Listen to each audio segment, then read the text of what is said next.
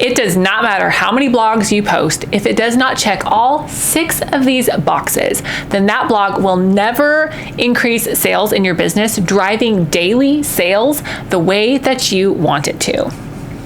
If you're like me, then coming up with things to talk about is never an issue. I swear to you, I have a list of content ideas in my master content list that is a mile long. Like literally, I have over 100 ideas in there at all times. And heck, even if you're not super great at coming up with ideas, any old schmuck can type into Chatty and be like, hey Chatty, give me some ideas for content. And you'll get a list of 10 bajillion ideas, however many you ask it to give you, right? But just because you have an idea for content does not make it a good idea for content. Yep, I said it. Not all ideas are good ideas when it comes to your content strategy. And if you're gonna make it out here on these streets, you need to know how to separate the good ideas from the, we're just gonna let that one sit ideas, okay? So how do you separate the good, the bad, and the ugly with your content ideas? Well, today I'm breaking it down for you, how to decide which content ideas are worth your time, energy, and your dollars, okay? And make sure you hang tight all the way to tip number 6, because that's the thing that so many content strategists are just not talking about, and it really matters. And hey, if we haven't met yet, my name is Faith Hanan. I'm a copywriter and SEO consultant helping Christian business owners get more sales and drive more impact in their businesses so that you can reach more people with your God-given gifts. So checkbox number 1 is this: does your ideal client care about it? Now, I know that this one goes against the whole just share your personality, show all of yourself on the internet. I know that goes against that. But here's the thing.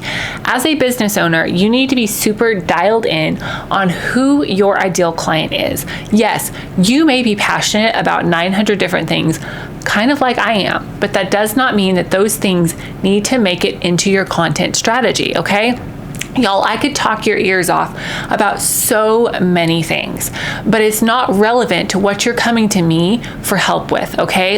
You're not coming for me to chat about home birth and natural remedies and barrel horses and designing houses. No, you're not coming to me for that. You're coming to me for help with growing your business and a kick-butt content marketing strategy, right? So that's what I'm going to deliver, okay? I'm not saying that you can never mention things that you're passionate about inside of your content, but I am saying that those side things cannot make it into your content strategy, okay?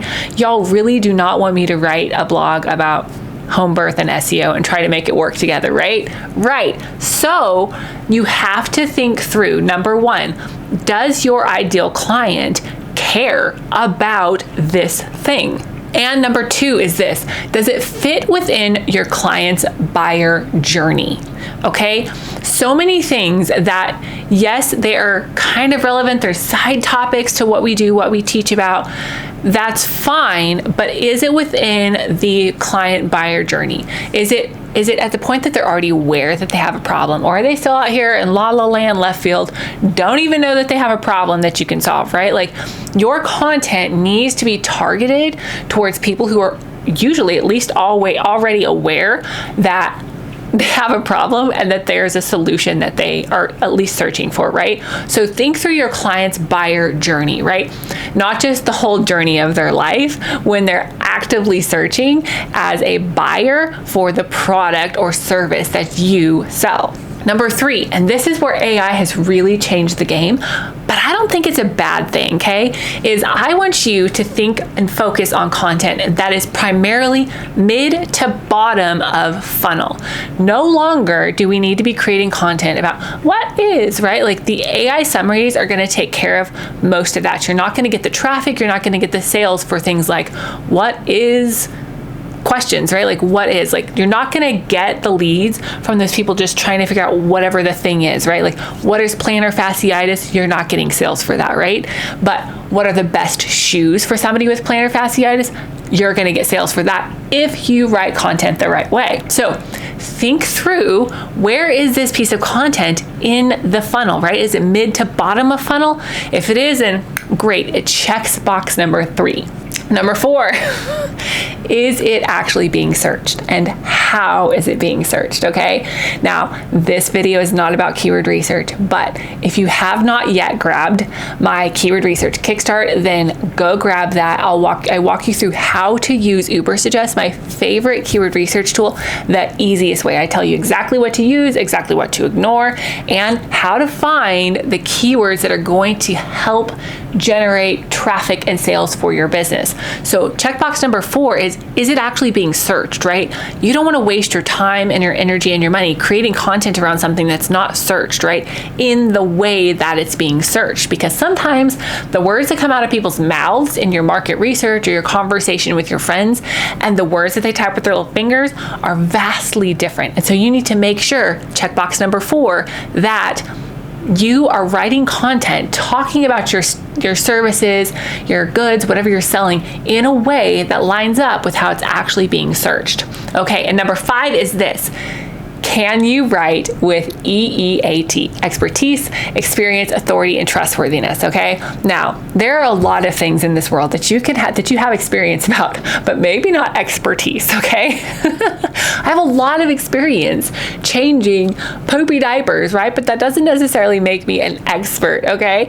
And there are a lot of things that we as people and as business owners, we maybe have experience doing those things, but we're not necessarily an expert. And as you know, there's more and more content on the internet, as search engines evolve and SEO changes, one of the things that is going to help your content really rise to the top is experience and expertise, okay? Because when you can offer experience, expertise, authority, and trustworthiness about a subject, people are gonna see your content, see that it's not just AI-generated garbage, and they're gonna see, oh, like she actually has been to that restaurant and can actually provide a review. Oh, she actually does have experience helping other patients with XYZ, right? Your ability to show your EEAT, your expertise, experience, authority, and trustworthiness inside of your content is going to help your content rise to the top and generate sales for your business, not just clicks from people looky-loo trying to figure out what is type of stuff. And number 6, this is what I really want to talk about, is do you care about it? Do you care about it? Do you care about the thing that you're wanting to write content about, right? Because if you don't, it shows. It really shows, because we're human, right? We want to connect with other humans on things that we care about. That is the basis for which friendship and any kind of trust is built, right?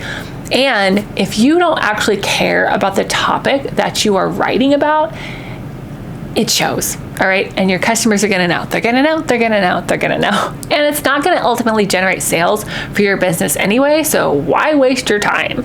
Once you have a topic that checks all 6 of these boxes, make sure to write it down. Keep a master content list in Google Drive. Keep a list in your notebook. Just make sure it's someplace that you can find it. And then while that content idea is fresh on your brilliant brain, make sure to jot down some thoughts that you have surrounding that, so that 3 months from now, you don't look up and think, oh snap, what were the 3 things I was thinking about? You'll already have them written down, okay? But once you have those content topics that check all 6 of these boxes, do not start writing your blog until you do this that I'm gonna break down for you in this next video right here.